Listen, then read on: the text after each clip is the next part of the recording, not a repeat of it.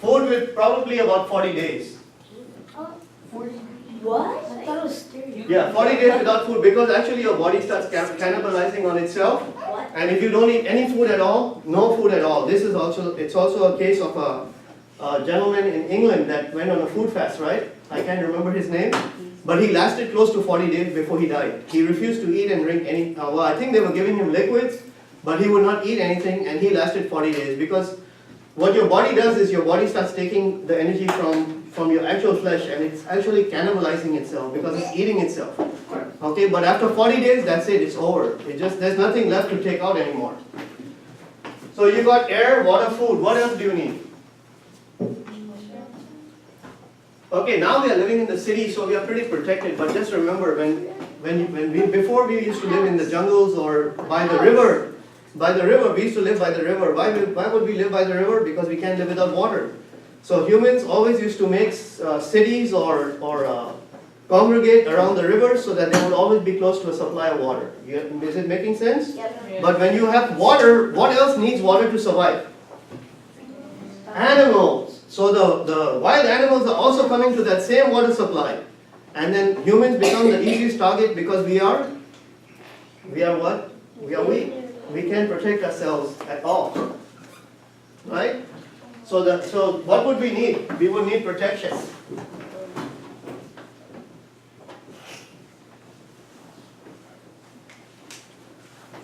So all of this and this whole class to talk about Jesus, and what did Jesus say that he is? Jesus said, I am. Just like Yahweh said, I am. Jesus said, I am who I am. So what is Jesus?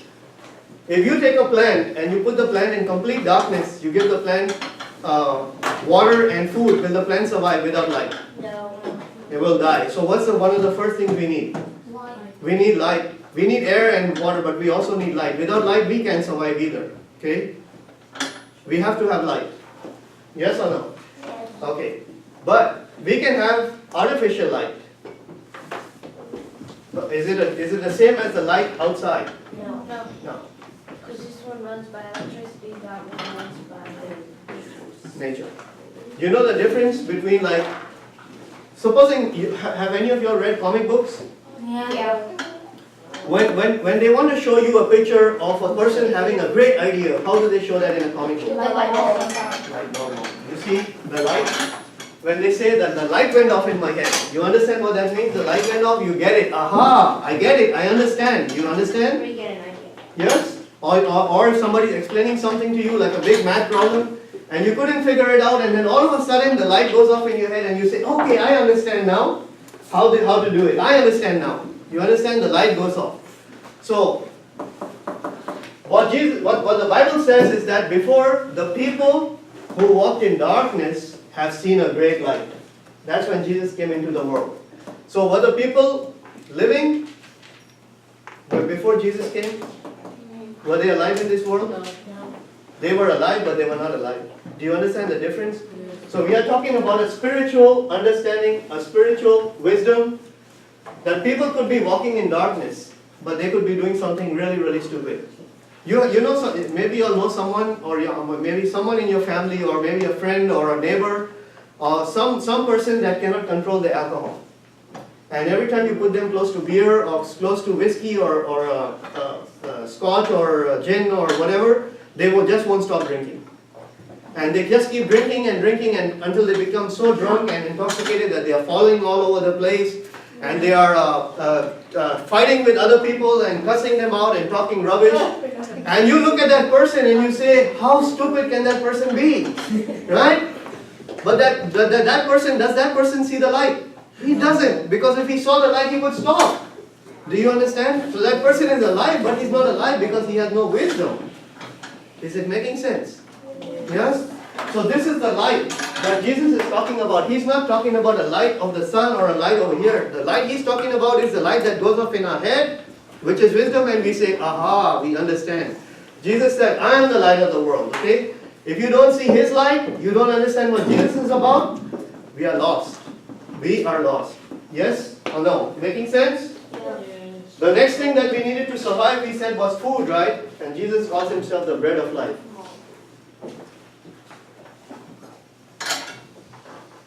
When did Jesus call himself the bread of life? Do you know? This happened when Jesus was when all these huge crowds were following Jesus, and they went to this place on the plain, and Jesus was teaching them, and there was like 5,000 men, women, and children, right? And Jesus was teaching them, and then he felt compassion for them because they were hungry. Now, if you go to a restaurant and you want to feed 5,000, that's only men that they're talking about, right? Because the Jews would only count men. So if there were 5,000 men, and maybe some of them would have had their women and their kids with them, we know there was at least some kids there, because it was a child who brought the 5 loaves and 2 fishes, right? So we know there were some kids there for sure. So you have 5,000 men, at least a couple of thousand, 2,000 or 3,000 women, and maybe another 1,000 or 2 of kids. You're talking about 8 or 9, 10,000 people there, okay? So Jesus fed all of them with 5 loaves and 2 fishes. And the people got all excited, and they said, wow, if we have him, we don't have to worry about food anymore, right? We don't have to go to work, we can just sit back and he can just keep producing food. And Jesus told them that I am the bread of life. He said, y'all are worrying about this bread. He said that, even when the Jews were in the desert, and there was more than 2 million Jews at that time, and God fed them with manna, which was angel food, right? Because the angels in heaven eat manna. So the food was coming from heaven. God was dropping manna on the ground, which was like a bread, wafer, okay? God was dropping manna for them, and every day they would collect as much as they could eat. And God said that even your ancestors or your forefathers ate that manna, which was food from heaven, but they didn't live. They still died. But Jesus says that I'm the bread of life. If you eat me, you're going to live forever. Okay? Again, Jesus is talking in spiritual terms, all right? But he's also talking in physical terms. So do we eat Jesus when we go to Mass? Yeah, we do. We physically eat the bread, which we believe is transfigured or transformed into the body of Christ. Okay? Is it making sense? So when Jesus called himself the light of the world, do we understand? That was wisdom and understanding. When Jesus called himself the bread of life, it means that he's spiritually sustaining us. Just how we need bread for our bodies to stay alive, the same way we need the spiritual food of Jesus to keep our spirits and our soul alive. Yes or no? Is it making sense?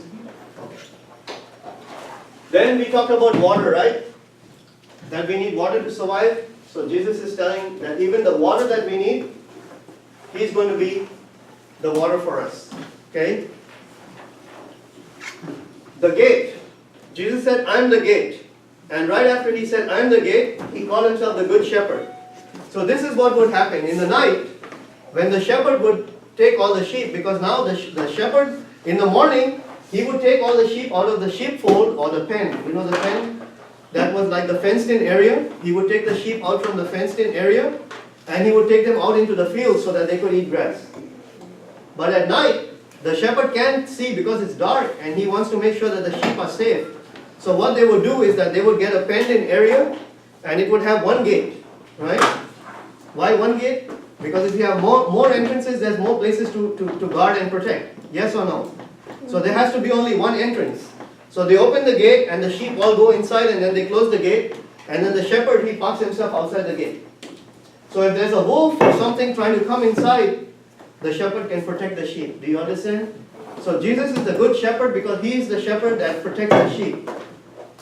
Yes or no? See, you remember in Psalm 23, it says, your rod and your staff, they protect me. You know what the rod is for? The rod is a thick stick, right? So that's for protection. Because if the wolf or the bear or the lion or any other creature comes to attack the sheep, the shepherd can fight with that stick. Yes or no? Yes. Okay. Now the shepherd also carries another stick called a staff. And that's also a wooden stick, but it has a curved head. And if you look at the picture of a bishop in our Catholic Church, you'll see that he also carries that wooden staff which goes round like that. Do you know what that is for? No. No? That is also for protection, but that is not for protection from somebody else, that is protection for ourselves. Now just imagine, because in Israel it's all rocky area, right? So sometimes the sheep would go too close to the edge and they would fall into a ditch or into a big hole or some place down where the shepherd can't get to them. So then the shepherd would take the stick with the curved end, and he would take it, and you know the sheep have horns, right? Yeah. So he would use that curved end to grab the sheep with his horns, and then he would pull it to safety. Do you understand? Is it making sense? Yes. Okay. So the shepherd is protecting the sheep from both sides, from the sheep themselves and also from other people. Okay. So you understand why Jesus calls himself the gate, and why he calls himself the good shepherd? Then Jesus called himself the resurrection and the life. So why would he call himself the resurrection and the life? Jesus had a very, very good friend. His name was Lazarus. Any of you all heard that name, Lazarus? Nope. Okay, Jesus had a really good friend, and Lazarus was Jesus' good friend, and Lazarus had two sisters named Martha and Mary. And every time Jesus would go to that town where Lazarus, Martha and Mary lived, and he would be preaching over there, you know what Lazarus would do? He would invite Jesus to his house. And he would tell Jesus that I'm going to treat you to food, and not only you, but all your followers too. Okay, so Lazarus was a really good friend. He always took care of Jesus. Gave him water, gave him food, protected him while he was in that town. And one day when Jesus was in another town, Lazarus' friends sent people over to Jesus to ask him for help. And they said, your friend Lazarus is very sick and he's dying. Please come soon so you can heal him. And Jesus said, now I'm going to come, but he waited 3 more days. And on the 4th day he arrived there. And by the time Jesus ended up there, Lazarus is already dead. And his sisters come to Jesus crying. And they said, Lord, if you had been here, if you had arrived in time, Lazarus would not have died because you would have been able to save him. Right? But Jesus said that only believe, I am the resurrection and the life. I can bring your brother back to life. It doesn't matter whether he's alive or dead. If he's sick, I can save him. Even if he's dead, I can bring him back to life. Why are you worried? I'm the resurrection and the life. And so he went to the tomb and he told them, move the stone away. And they said, Lord, he's been dead for 3 or 4 days. And by now his body is going to be stinking. You know, in 4 days, the body starts stinking because it starts rotting. And he said, man, the body's going to be stinking. Don't open the tomb. Jesus said, don't worry, open the tomb. And he yelled out, Lazarus, come forth. What happens if Jesus had just yelled, come forth, and he didn't yell Lazarus? Guess what would have happened in that graveyard? Everybody would have started coming out of the tombs. That's why he had to be sure. He said, Lazarus, come forth. And Lazarus came out all wrapped in all the linen that they had wrapped him up with the spices and stuff. Right? Yeah. So Lazarus walked out like that and they had to unroll him. But Jesus is the resurrection and the life, right? Remember, we always talked about we are alive, but we are not alive. We always have 2 lives. There's one life that we are living right now, which will end in the flesh, and the second life we see is going to be in the what? In the spirit. That we will be still alive. Okay? But we will be different. We will be the same and yet we will be different. Where do we see that in nature? Did God give us an example that looked just like this? There's life over there. What can we point out to which living creatures like that which shows us 2 different lives? Cat has 9 lives, but that's to be thought about. We just have an expression. It's in a butterfly. You look at the first life of the butterfly, what does it live as? It lives as a caterpillar, but when the life of the caterpillar ends, what does it end up? Butterfly. You see, that's how we are going to be. Right now we are looking like caterpillars. We look ugly with all different things on us, but when we are born again, and when we are living in heaven, we are going to look like that butterfly. You see, that's how beautiful God's going to make us. You understand? So now when we look at each other, we see fat, thin, white, black, Hispanic, Asian, we're making fun of each other. But when we are over there, you see how beautiful the butterfly is? It doesn't matter how many different colors a butterfly has. Every butterfly is gorgeous. Right? Have you ever seen an ugly butterfly? No, you don't see an ugly butterfly. Because God says He looks at the heart. God doesn't look at the body. God looks at the heart. He sees the intentions of our heart. Do you understand? Okay.